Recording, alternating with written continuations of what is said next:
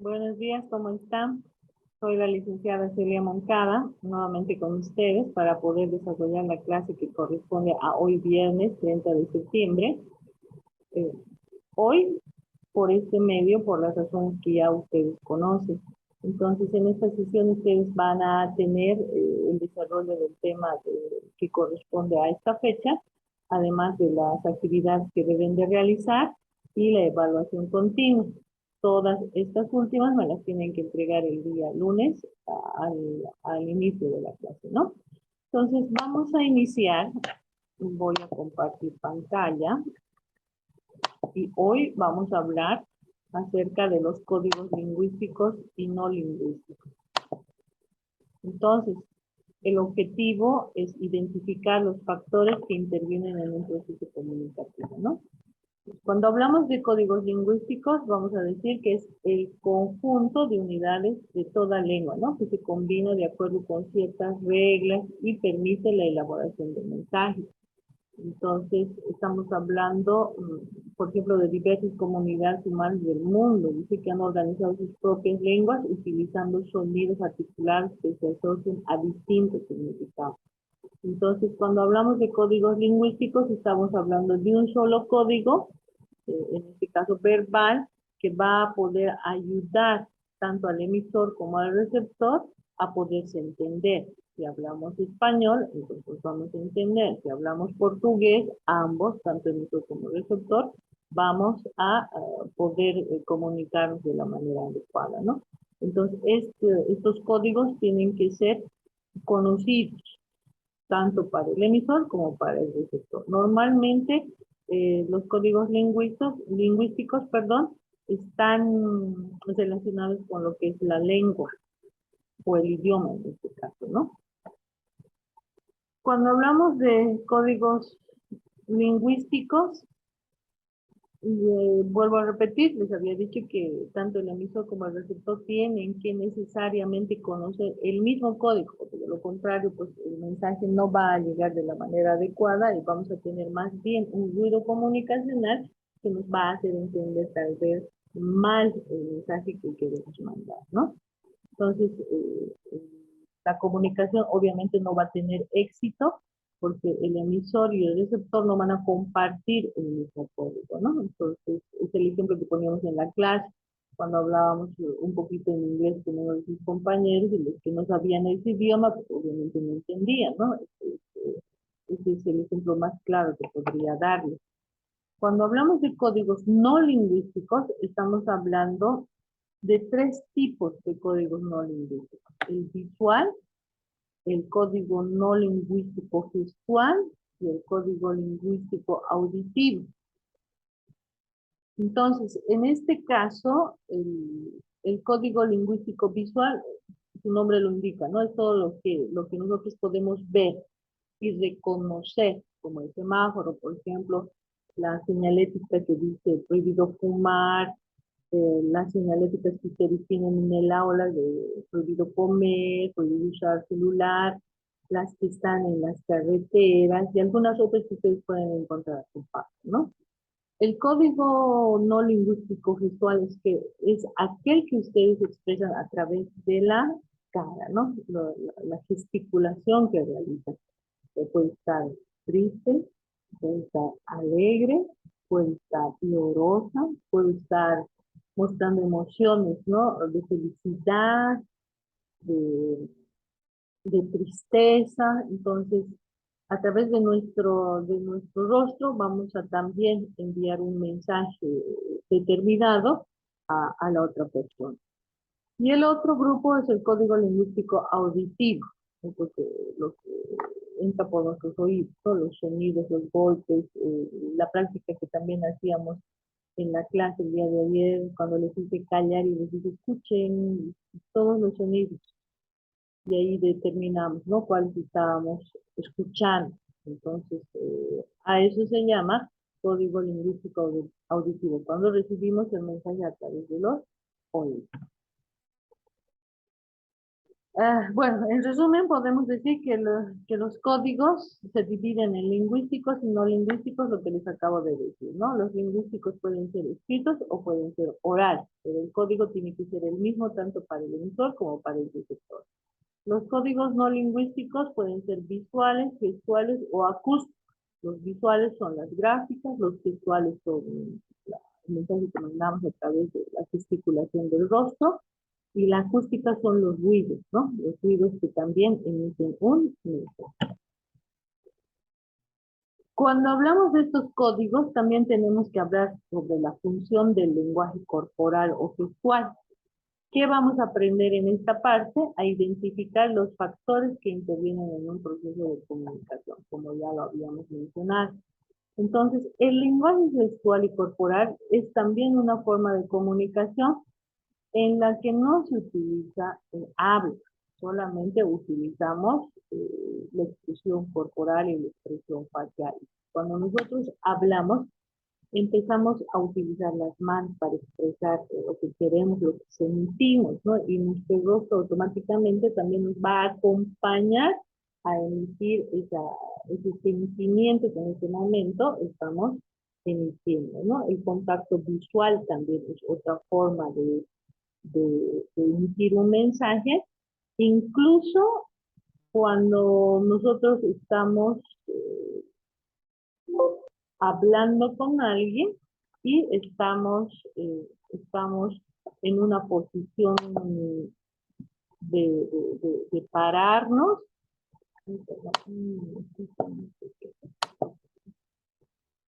Ahora, entonces, estamos en una posición de, de querer conversar con alguien y nos permite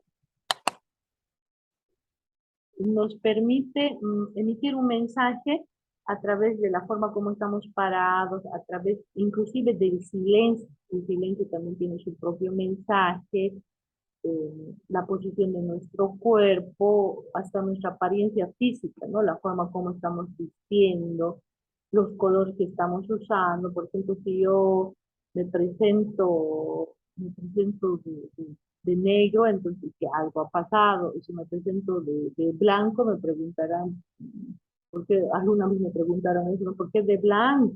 Entonces, los colores que nosotros usamos también en la ropa actualmente tienen, ¿no? Un significado. Entonces, todo lo que nosotros usamos, todo lo que nosotros presentamos, nuestra forma de vestir, nuestra apariencia, el rostro, la expresión corporal, emiten un mensaje determinado. ¿Sí? Las expresiones corporales también son parte del proceso de comunicación, expresiones de comunicación gestual y corporal. La comunicación corporal y gestual. Corporal es del cuerpo, ¿no? Como lo que, en este caso, por ejemplo, la foto que está mostrando más una comunicación gestual, fíjense, el rostro. Entonces está emitiendo ciertos mensajes a través del rostro. El corporal es cuando nosotros utilizamos ya todo el cuerpo, ¿no? Los brazos, las manos, las piernas, etcétera, etcétera, ¿no? Entonces, desde la postura, como les decía hace rato, la apariencia, van a emitir un cierto mensaje. Cuando nosotros nos presentamos, por ejemplo, a clases, como docentes tenemos que ir formales o semiformales. Pero si ustedes ven a un docente que va, por ejemplo, con deportivo, con tenis y su gorra, tal vez lo confundan con un estudiante y no con un docente. Entonces, ese tipo de mensajes también uno lo recibe cuando ve, ¿no?, a las personas. Entonces, estas expresiones de comunicación gestual y corporal están enfocadas, ¿no?, en todo nuestro cuerpo, especialmente en las manos, la cabeza y los pies.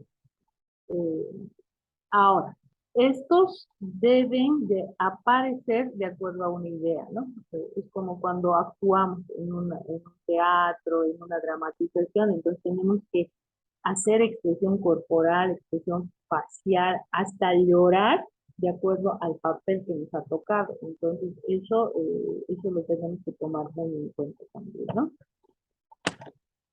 Luego tenemos eh, tenemos lo que dice nuestro cuerpo y cómo lo dice.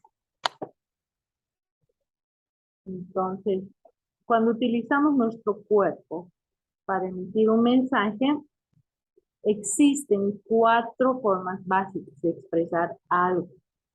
Primero, la sorpresa. Podemos expresar sorpresa, podemos expresar tristeza, podemos expresar alegría, podemos expresar miedo. ¿Sí? Entonces, ahí les puse unos fotos para que ustedes vean la expresión facial, ¿no? De esa señorita y de las 2 personas que están hablando en la foto de arriba. Entonces, una mirada puede expresar si la persona tiene ánimo, está desanimada, está triste, o alguna vez tú ves a una amiga o amigo y dices, ¿qué pasó? ¿Estás bien? Parece que te has llorado, parece que no hubieses dormido. Entonces, a eso se refiere, ¿no? Esta parte de las expresiones faciales. El rostro te puede decir mucho. En todo este proceso vamos a tomar en cuenta los factores del proceso de comunicación que ya lo habíamos llevado en clase. El objetivo de estos factores del proceso de comunicación es justamente conocer, ¿no? Cuáles son los elementos del proceso de comunicación. Y en este caso, los elementos del proceso de comunicación son el emisor, son el receptor, quien recibe un mensaje a través de un código que es conocido por ambos para que se puedan entender y también para que ese mensaje llegue de la manera correcta tiene que usarse un canal, ¿no? Un canal que puede ser la voz, eh, puede ser un parlante, puede ser, en mi caso, como les había dicho en clase, puede ser el data, la pizarra, etcétera, etcétera, ¿no? Entonces, cuando se produce ese proceso de comunicación, también habíamos hablado de que existe el término retroalimentación porque va a empezar a girar, ¿no? El emisor va a preguntar, el receptor va a responder, en un momento el receptor se va a volver emisor y el emisor se va a volver receptor, entonces es cíclico para continuar con el proceso de comunicación. ¿Cuáles son los elementos del proceso de comunicación o los factores del proceso de comunicación? Lo volvemos a repetir, es el emisor, el receptor, quien recibe un mensaje, tienen ambos que conocer el mismo código para poderse entender y tienen que utilizar un canal. Y obviamente ahora el término nuevo que tal vez ustedes no mencionábamos en la anterior clase es el contexto, ¿no? ¿Dónde se realiza ese proceso de comunicación? ¿En qué lugar? Entonces, si yo les pregunto cuáles son los factores del proceso de comunicación, tienen que responderme todo lo que está en esta diapositiva. Acá la explicación es tal vez un poquito más detallada, pero es lo mismo lo que les acabo de decir. Por otro lado, también se debe de hablar sobre la efectividad en la comunicación. ¿Cuál es el objetivo de saber sobre la efectividad? Es saber sobre la importancia de este indicador que se llama efectividad en el proceso de comunicación. La comunicación efectiva se define cuando un mensaje se comparte, recibe y comprende sin alterar su objetivo final. Es decir, que el emisor y el receptor interpretan el mismo significado. Entonces, un mensaje va a ser recibido por el receptor siempre y cuando ésta sea efectiva. Si no es efectiva, obviamente no voy a entender, no voy a decir, ¿qué? ¿Cómo? Que no entiendo lo que me estás diciendo. Es como cuando nos recetan los médicos, ¿no? Y hacen la receta con manuscrita y no podemos entender, ¿no? Lo que dice. Entonces, ¿qué dice acá, doctor? No entiendo. Entonces, las farmacéuticas o los auxiliares en farmacia tienen la habilidad de traducir, ¿no? De codificar lo que está escrito ahí. Entonces, a eso se llama comunicación efectiva, a que nosotros, como personas, demos el mensaje de manera clara, entendible para la otra persona, ¿no? No seamos redundantes, no seamos eh, personas complicadas al momento de conversar, de hablar, de decir algo, ¿no? Hay que ser claros, concisos de modo tal que la otra persona nos pueda entender a la perfección. En este proceso de comunicación también hay dos términos importantes que se deben tomar en cuenta, que es la codificación y la decodificación. La codificación consiste en que el emisor convierte, dice, el mensaje en signos que puedan ser recibidos y entendidos por el receptor. En realidad traduce, ¿no?, lo que el emisor está diciendo. El cerebro está empezando a trabajar para tratar de entender qué es lo que me quiere decir. Cada término lo pone en el cerebro y el cerebro empieza a descifrar qué es lo que quiere decir, ¿no? Mientras que la decodificación consiste en que el receptor convierte los signos que llegan en un mensaje. De esta forma, los signos son asociados a las ideas que el emisor trató de comunicar, ¿no? Entonces, si yo te digo, ¿qué hora tienes? Entonces, el mensaje va a llegar de manera literal a tu cerebro, ¿no? ¿Qué hora tienes? Y vas a empezar a graficar. Ahí de pronto tal vez va a aparecer un reloj con manecillas, ¿no?, que te están mostrando la hora. Entonces, a eso se llama decodificar. Entonces, cuando hablamos del proceso de comunicación, va a haber un momento en que codificamos y otro momento en que decodificamos. El codificar está cuando se manda el mensaje, ¿no? Llega a ti y ahí estás tratando de interpretar qué es lo que estás queriendo recibir. Y el decodificar es imaginar cómo es ese mensaje que te está llegando. Yo te digo, un día brillante, soleado, entonces las imágenes tal vez sean de un cielo celeste, un sol resplandeciente, ese árbol, qué sé yo, te van a aparecer ciertas imágenes para que tú puedas entender el mensaje, ¿no? Pero en este proceso también existen barreras, ¿no?, en la comunicación y vamos a ver las causas y cómo solucionarlas. El objetivo es reflexionar sobre las consecuencias de las barreras de comunicación. ¿Qué son las barreras de comunicación? Son interferencias cuando nosotros estamos en el proceso de comunicación. Cuando estamos hablando, de pronto tocan la puerta, y eso ya es un ruido comunicacional porque está interfiriendo en la llegada del mensaje. O cuando estamos dando clases, no hay luz, se apagó, ay, o como ayer sucedía, ¿no? Salía de no reconocía el data. Entonces, esos son ruidos comunicacionales que no están permitiendo que el mensaje llegue de manera adecuada al receptor. Hay tipos de barreras de comunicación. ¿Cuáles son? Primero es una barrera semántica que está relacionado con el significado de las palabras, ¿no? Cuando usamos palabras muy complicadas, muy técnicas, entonces no vamos a poder hacer llegar el mensaje de manera adecuada porque posiblemente la otra persona no conozca ese término. Entonces va a perder más tiempo en estar buscando el significado que en entender el mensaje, ¿no? Las barreras psicológicas tienen que ver con la situación psicológica del emisor o el receptor, su estado emocional. Entonces, si yo, por ejemplo, estoy llorando terriblemente y quiero dar clases, tal vez ni me entiendan porque yo voy a estar más enfocada en mi pena, ¿no?, en mi depresión, en mi desmotivación. Entonces, esa es una barrera psicológica que también interfiere en el proceso de comunicación. Las barreras fisiológicas, estas pueden ser físicas, ¿no? O pueden ser transitorias también, como enfermedades de resfrío, médicas como la sordera, la ceguera, personas mudas.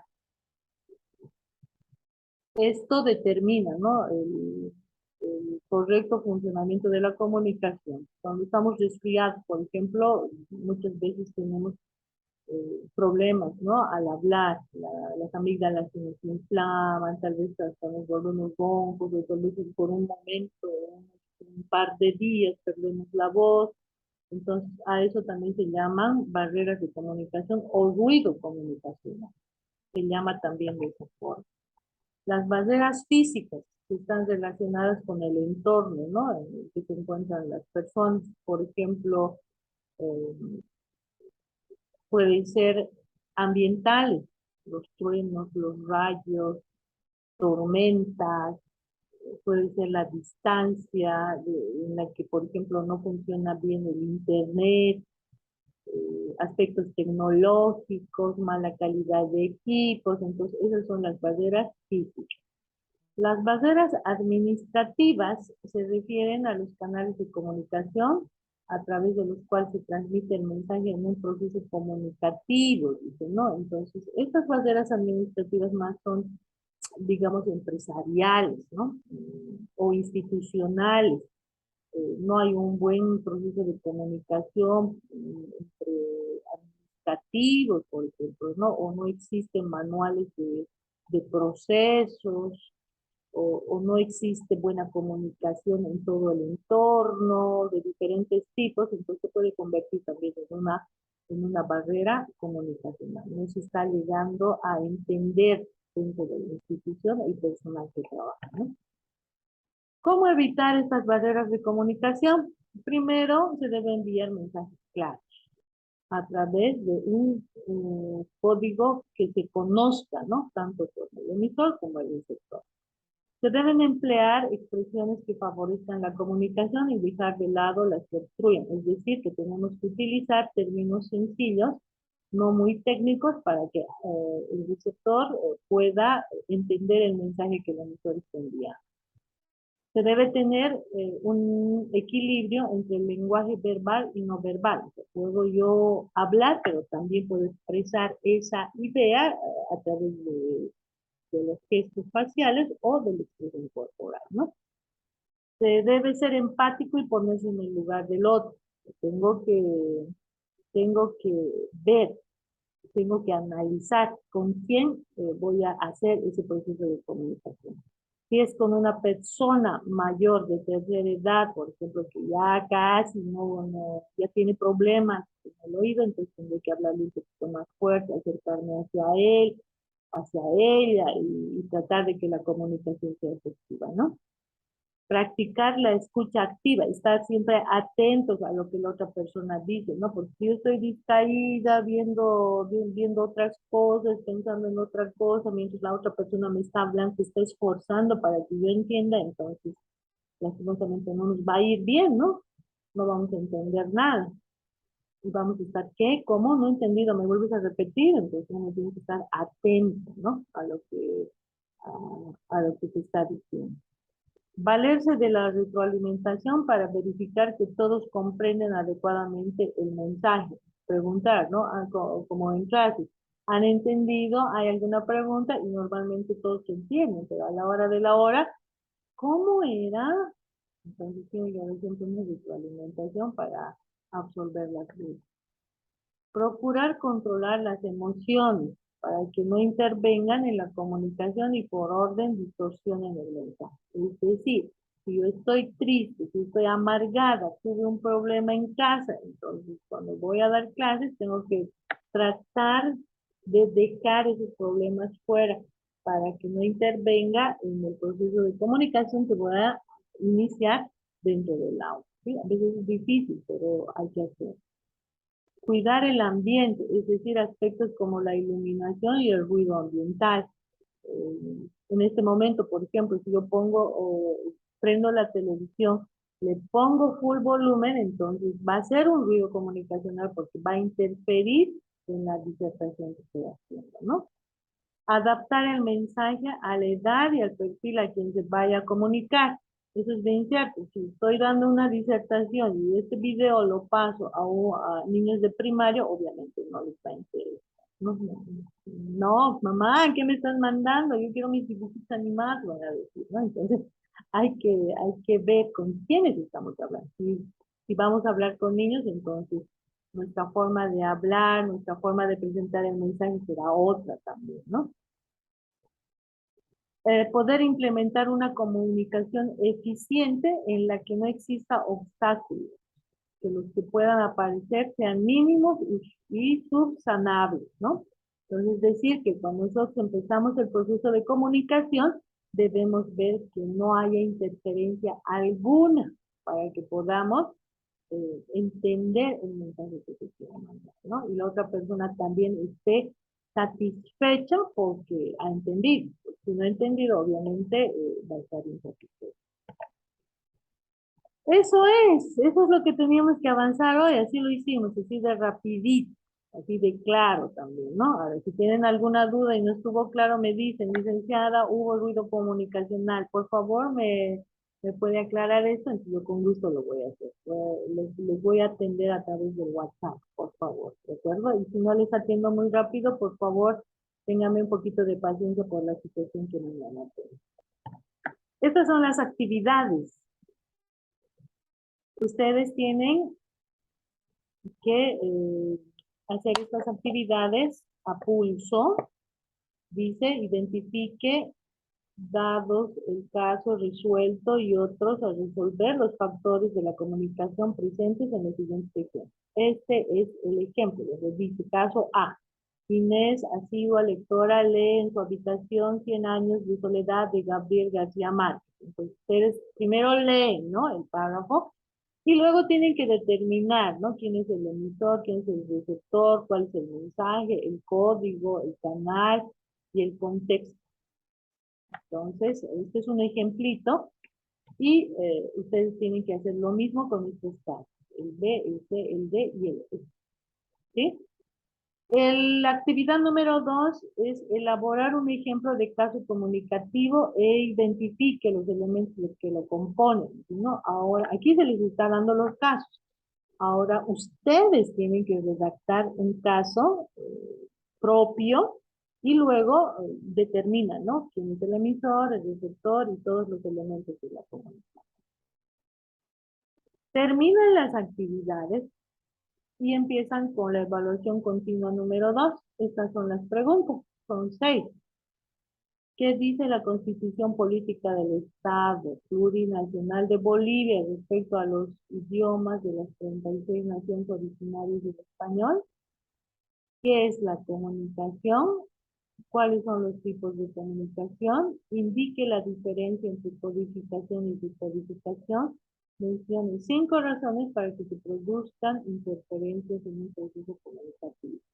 ¿Cómo se pueden prevenir o evitar las interferencias en comunicación? Entonces, esas son las 6 preguntas que ustedes tienen que responder y eso sería su evaluación continua.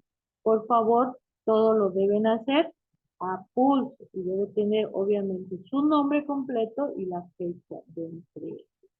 ¿Está claro? Pues cualquier duda, como les dice ahí, me escriben al grupo de WhatsApp para poderlas resolver. La entrega es el día lunes al inicio de la clase. Gracias. Eso es todo. Ha sido un gusto poder desarrollar esta sesión a través de este medio y así no nos retrasamos. ¿Sí? De todas maneras, les mando también las diapositivas para que ustedes las puedan revisar, puedan leerlas y puedan hacer sus actividades. Cualquier duda, por favor, me escriben. Que tengan una excelente jornada. Gracias por la atención. Voy a dejar de compartir y voy a dejar de grabar.